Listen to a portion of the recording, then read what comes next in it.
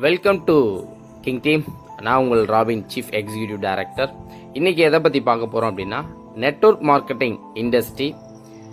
இந்த இண்டஸ்ட்ரியில் நிறைய ப்ளஸ் ஆர் மைனஸ் இருக்குது. பட் இது சரியான ப்ராப்பராக ரன் ஆகுதா, இதுக்கான எஜுகேஷன் ப்ரூஃப் இருக்கா அப்படின்றதுக்கான ஒரு லைவாக மீட்டிங் பண்ண வீடியோவை ஒரு ஷார்ட்டாக உங்களுக்கு ஷேர் பண்ணுறேன்.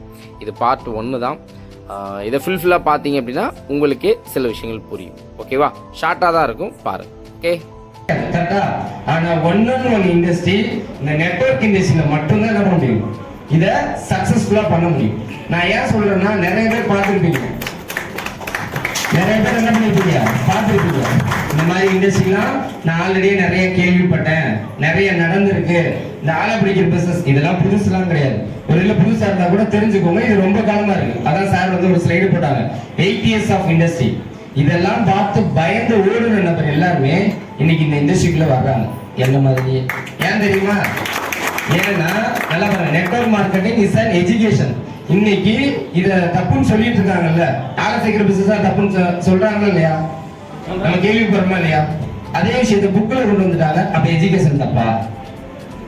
என்னோட கொஸ்டின் என்னன்னா, புக்ல படிச்சுதானே நல்லா வரும்னு சொல்லி குழந்தைங்க ஸ்கூலுக்கு அனுப்புறோம்.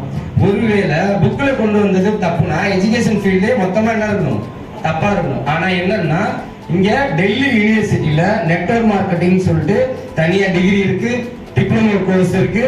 ஏன் 11th புக்ல முதல்ல என்ன ஆயிடுச்சு, இந்த சார் போட்டார்ல ப்ரீ பிளான், இந்த இருக்கு பாருங்க, ஒருத்தர் 2 முட்டையை போட்டு கீழே 4 முட்டையை போட்டு இருக்கா. இது எந்த புக்ல இருக்குன்னா, 11th வணிவியல் புக்ல இருக்கு. நான் சொல்றது புரியுதுங்களா? ஸ்கூல்ல இருந்து காலேஜ்ல இருந்து எல்லாமே நினைச்சு எஜுகேஷன் சிஸ்டத்துல கொண்டு வந்தது எப்படி தப்பா இருக்கும்? ஏன் இதை கொண்டு வந்தாங்க தெரியுமா? இன்னைக்கு என்ன படிச்சாலும் வேலை இல்லை, ரியாலிட்டியை புரிஞ்சுக்கோங்க. ஏன் சொல்றேன்னா, இன்னைக்கு ரோபோட் எல்லாம் வந்துருச்சு. ரோபோட் மனுஷன் பார்க்கக்கூடிய எல்லா வேலையும் அது பார்க்க ஆரம்பிச்சிச்சுன்னா, இங்க மனுஷனுக்கு என்ன வேலை?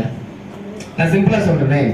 இந்த ஹால் இருக்கா, இந்த ஹால் முன்னாடி ஒரு கொத்தனாரு சித்தாலாம் கட்டாந்தா ஒரு டைம் எடுக்கும். இப்ப என்ன பண்ணிடுறாங்க அப்படின்னா, இதெல்லாம் ரெடிமேடா கட்டிடுறாங்க. கட்டிட்டு அப்படியே செவுத்து தூக்கிட்டு ஃபிட் பண்றாங்க. அங்கிட்டு ஃபிட் இங்கிட்டு ஃபிட் முடிஞ்சு போச்சு.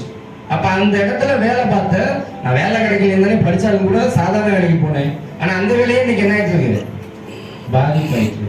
அப்ப இந்த வேலையை பார்க்கக்கூடிய நபர்கள் வேலை இல்லாம என்ன பண்ண போறாங்க, திண்டாட தான் போறாங்க. அப்ப இந்த மாதிரியான சூழலை மாத்துறதுக்கான ஒரு வியாபாரம் இருக்கான்னா, ஜென்ரலா எல்லாரும் நம்ம பண்ணக்கூடிய ஒரே வேலை தான்.